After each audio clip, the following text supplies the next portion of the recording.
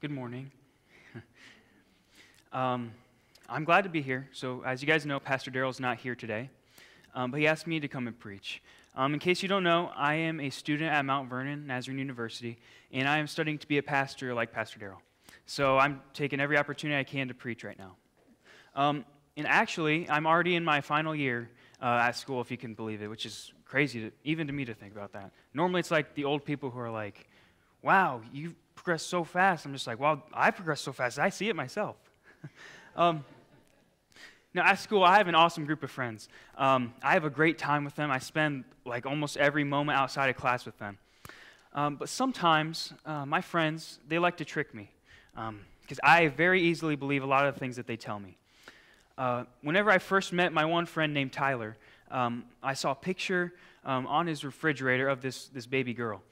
And he was sitting in his chair playing video games. So I was like, oh, hey, who's this? And he's like, oh, that's my daughter. And I'm just like, well, what are you doing here? Why are you playing video games? You need to go take care of your daughter. What are you doing? In case you guys were wondering, he was playing Fortnite. And he was not doing good either. So I could hardly imagine that he would be living here on campus away from his daughter. But then he informed me it was not his daughter. It was just his niece. So I was like, oh, okay. Well, thanks for tricking me.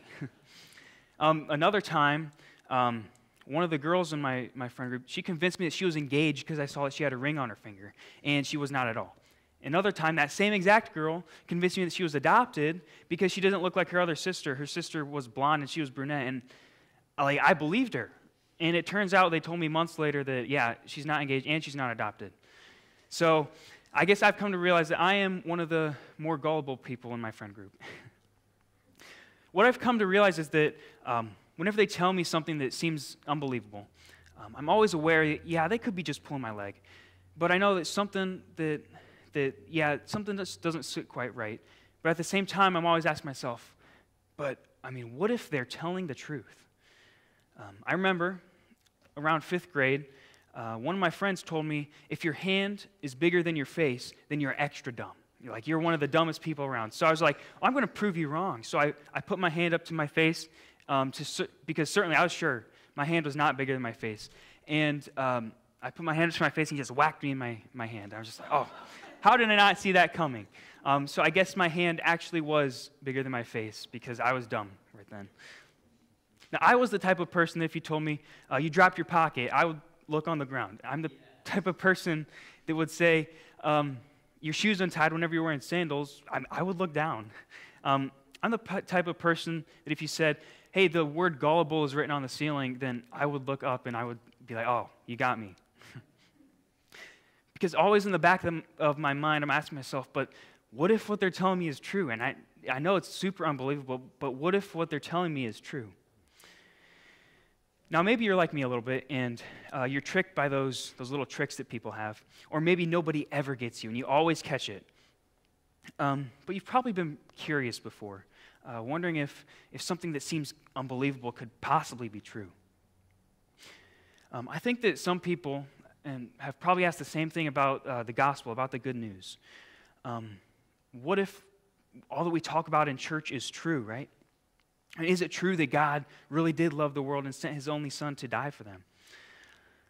At some point, when you were hearing about Christianity, you probably asked yourself, wow, is all this really true?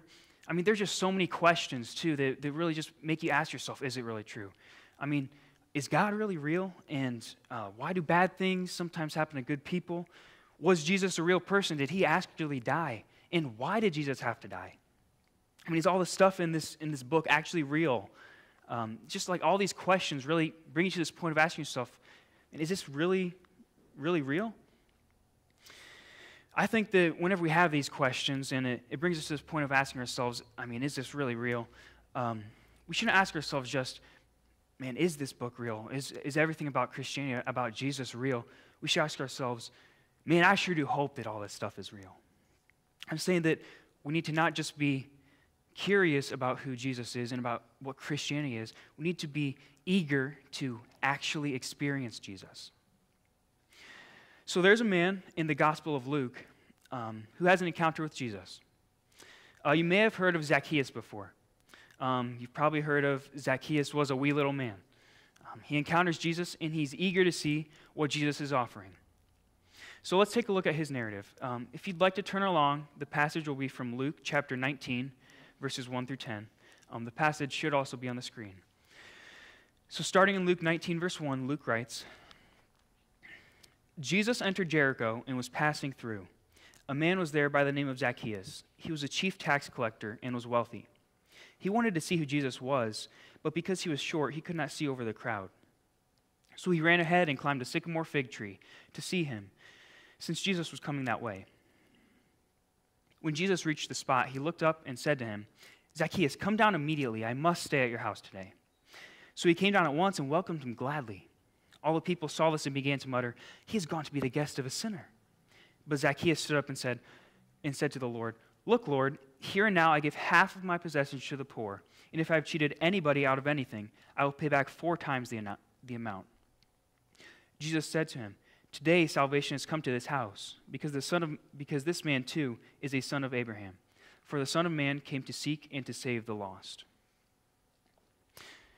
Now I got to be honest, Zacchaeus' narrative is pretty cool. I mean, we see him and we hear about Zacchaeus and we think of him as that short guy who climbed a tree. I remember learning about Zacchaeus and hearing that song, Zacchaeus was a wee little man. And I think, man, why do we call him wee? Like, that's got to be one of the most insulting adjectives to be attached to your name, I think. It's one thing to call him short or small, but like Zacchaeus was a wee? We talk about Zacchaeus to children often because, I mean, they know what it's like to be small and to not be able to see over the crowds in people's heads. But Zacchaeus is so much more than that. So let's really look into what's going on here with Zacchaeus. Let's look into his background. So we see Zacchaeus is a chief tax collector.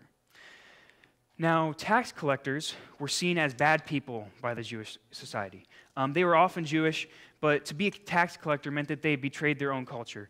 Pretty much what they would do is they would impoverish their own people so that they could make more money off of them. To be a tax collector for the Romans meant that they collected what the Romans wanted, and the Romans said, you could do whatever you need to get this money. So they could overcharge people, and they could get the money, and people had to pay it. In fact, for them to make money, they had to overcharge people so that they could make a profit. So these are who tax collectors are. And Zacchaeus, he's not just a normal tax collector, he's a chief tax collector. That means that he probably had some other tax collectors working under him, or he might have had the best spot to be a tax collector. We also see that this takes place in the city of Jericho. Now, we think of Jericho, we think of Joshua fought the Battle of Jericho, and he marched around the city, and the walls came tumbling down. But in the New Testament, Jericho was rebuilt, and it was a very wealthy city. It was known as the City of Palms. So since this place was wealthy, the tax collectors got more money. And since they were taxed more, the tax collectors got a lot more money. And since Zacchaeus was the chief tax collector, he got a lot more money. Basically, if the city had a top 10 most hated people in the whole city list, Zacchaeus was definitely up there on it. He probably did not have very many friends. He was rich, but he didn't have friends. Because tax collectors, they were known for being greedy. They would tax people so much, and they would keep the rest for themselves, right? Someone annoys them, or they just don't get along with someone, well, they can just tax them more. They have money to do all this stuff with. They can help people out, but they decide to hoard it for themselves instead. In being so greedy, Zacchaeus likely, he never had enough. He probably always wanted more and more and more. It was never enough for him. And what he really needed was something that would satisfy him, something that would actually fill him. So this is who Zacchaeus was. He was a chief tax collector. He was wealthy. He was in the city of Jericho. And he probably had no friends. So Zacchaeus hears about this guy named Jesus, and he gets a little bit curious. Maybe he wanted to speak to Jesus directly, or maybe he just wanted to see Jesus, see if what everyone had told him about him was true. Maybe he was hoping to see a miracle. But there's a problem. Zacchaeus was short, right? He was too short to see over the crowd. All he could see was the heads and backs of people as he could not see Jesus. Now, if you remember back to being a kid, like in a crowd, as a kid, like you can't see anything. Like you just have to hold on to the hand of the adult next to you and just got to hope that they can bring you through. Well, this is what it was like for Zacchaeus. he doesn't let this stop him, though, because he goes on ahead, and we see that he climbs a sycamore fig tree. Now we think of a short guy, and short guys don't really climb trees that much, but a sycamore fig tree had low branches. This was probably the only tree he could climb anyway. He hopes just to get a glimpse of Jesus. Maybe if he gets up in a tree, he wonders, maybe if all the stuff I've heard about Jesus, maybe this is true. Can he really heal people and cast out demons? Can Jesus really teach that well? Is he that great of a teacher? Zacchaeus wonders and hopes that maybe, just maybe, Jesus is who he claims to be, that everything that he hears about Jesus, the legends about Jesus are true. It would be awesome because that would mean that Jesus was the Messiah that God sent, that Jesus was the one that God had sent to save his people because God had not forgotten his people. And then the unthinkable happens. Zacchaeus is just in this tree, and Jesus sees Zacchaeus. Zacchaeus, the tax collector, Zacchaeus, that traitor, Zacchaeus, the guy who hurts poor people. Jesus sees him in the tree. Out of all the people in the crowd, Jesus looks at Zacchaeus, and he calls out to him by name. He says, "Come down, I'm going to have dinner with you today." Now, whenever I first read this, I was like, man, what was Jesus thinking? Like, you don't invite yourself over to someone's house. Like, maybe if you know that person really well or they're your best friend, then yeah, that's fine. But like, if not, like, this is a stranger. Like, what is Jesus doing right here? Zacchaeus, he recognizes that Jesus is giving him an opportunity here. Jesus was loved by the people. Zacchaeus was hated by the people. This was an opportunity for Zacchaeus to be seen as a good person again, because Jesus, associating with him, that could help him out. The people, they begin to wonder the same thing. They wonder, why is Jesus going to this house, Zacchaeus' house, of all the people? But Jesus, he robbed us, right? But Jesus, he's unholy. But Jesus, he's a weasel. But Jesus, he's a traitor to our people. But before Jesus even responds to the people, we see Zacchaeus responds. And he says that he'll give away half of his possessions to the poor, and he'll give back 4 times to anyone that he has cheated. Zacchaeus is welcomed by Jesus, and he begins to do something about it. Now, I always thought, if I was a guy back then, I would definitely make up some story so I could get some money out of Zacchaeus. I would say, hey, Zacchaeus, I think, I haven't really met you before, but I definitely think you have cheated me before. So you should pay up because Jesus is right here, and he's not going to let you go back on your word. I think he would go broke so quickly with all those people around him. But Jesus gives him this opportunity, and Zacchaeus wants to do something about it. He wants to give back to those people he has hurt. He was a tax collector, remember, and that meant he always wanted more. Enough was never enough for him. But encountering Jesus, experiencing Jesus, that was enough for him. And then Jesus tells the people, hey, look, because this guy was lost, but now he's found again. He's a son of Abraham again. He was a traitor, but now he is a part of the people of Israel again. He's a part of our community again. Jesus came to seek people like Zacchaeus. Zacchaeus, he came wondering about Jesus. He came thinking that maybe Jesus was all that he was hyped up to be. And he wasn't just curious, he was eager to experience Jesus. He was eager to see if Jesus was actually who he thought he was. The second he got to meet Jesus, he eagerly welcomes him. But that's not all. Zacchaeus, he put his faith into action. We read in James that faith without deeds is worthless. Zacchaeus never says in the passage, he never says, I believe in Jesus. But the evidence of his transformed life is seen by what he does. Now, earlier, Lily read that Habakkuk reading, and it's a really troubling reading. The writer, he's complaining and crying out to God. He's saying, how long, God, will the wicked people triumph? And how long, God, will justice not rule? What's wrong here, God? What can be done? The writer is asking, he's saying, where are you, God? In all this, where are you? He's asking a similar question to Zacchaeus. He's saying, is this really true, God? Are you really the God who is just and who will take care of this evil in the world? And we see Habakkuk writes, he says, I will wait and station himself at the ramparts so that he will see what God has to say to him. Like Zacchaeus, Habakkuk was eager to meet God as well, and to hear from God. And God gave him his answer. In the end, injustice and evil do not rule. God does. In light of all the pain and suffering and all these questions that Habakkuk had, he's still eager to experience God. Zacchaeus and Habakkuk, they had similar experiences here. Zacchaeus was desperate for something else. He was desperate for a change in his life. Nothing would fill him. And taxing more people just wasn't going to cut it. In Habakkuk, he was desperate for an answer, desperate for these questions that he had on what was going to happen. And he was going to wait until God would speak to him. Both of these men, they were eager to find God. And they both had an encounter with God. So for us today, what does all this mean? Realize first that the gospel message, the good news, is not fake. It's not like someone saying, hey, put your hand up to your face, and if your hand's bigger than your face, you're dumb. No, it's real. It's not a trick. It's not some trick. It's not some gimmick. It's not just a good story. No, it invades our lives, and it changes everything. It changes how we view the world. It changes everything about us. And because of this, we also need to have the right posture toward God.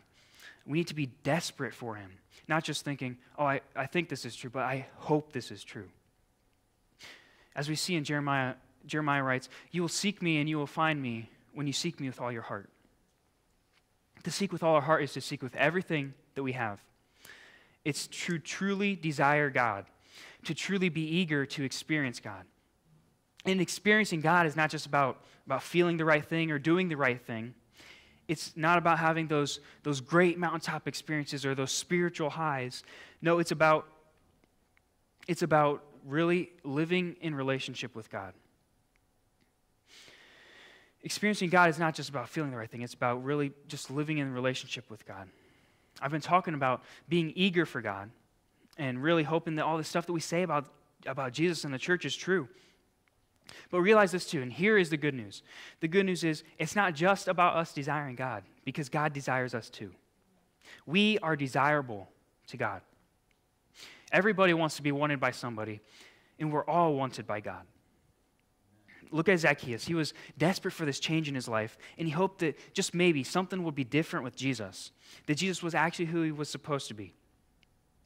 But it wasn't Zacchaeus who first called out to Jesus. It was Jesus who first called out to Zacchaeus. Jesus wanted to go to his house. He wanted to associate with him. He didn't care that he was this tax collector, this sinner, and this weasel who would hurt the people in the community. And I think the same is true for us today. Today we recognize that the good news about the gospel, all about Jesus, is true. And it's not a fake message. It's a powerful message, and it changes us. No one's trying to pull our leg. No one's trying to trick us with this supposed good news. It is actual good news. And the good news for us today is that God desires us, and we should desire God too. So let's live our faith, developing an attitude of seeking God with everything that we have, all the while knowing that God is a God who truly desires us and truly wants us. Let's pray. God, I thank you that today we can gather here and worship you and hear from you and to celebrate you. I thank you that you love us, that you truly desire us, and that you eagerly want to be with us, God. I pray that you would teach us to reciprocate that type of love to you, God, that we would love you back as well, and that we would be eager to live in relationship with you and to experience you, God. Help us live today also in the good news of the gospel, really realizing that this is the best news that we could ever have, that you love us and that we can love you back. Help us to be eager for more and more of you, God. Thank you today. In Jesus' name I pray. Amen. Our blessing for this week comes from Psalm 119, 137 through 144. The psalmist writes, and it should be on the screen, "You are righteous, Lord, and your laws are right. The statutes you have laid down are righteous. They are fully trustworthy. My zeal wears me out, for my enemies ignore your words. Your promises have been thoroughly tested, and your servant loves them. Though I am lowly and despised, I do not forget your precepts. Your righteousness is everlasting, and your law is true. Trouble and distress have come upon me, but your commands give me delight. Your statutes are always righteous. Give me understanding that I may live." And to make that our blessing for this week, may we experience the fullness of the message of the gospel, that God wants and desires what is best for us. May we know that times of trouble may come and days of this distress will come, but that our God will still stand firm. And finally, may we eagerly live our lives, seeking God in everything, knowing that He will give us the understanding that we need when we need it. Thank you. You are dismissed.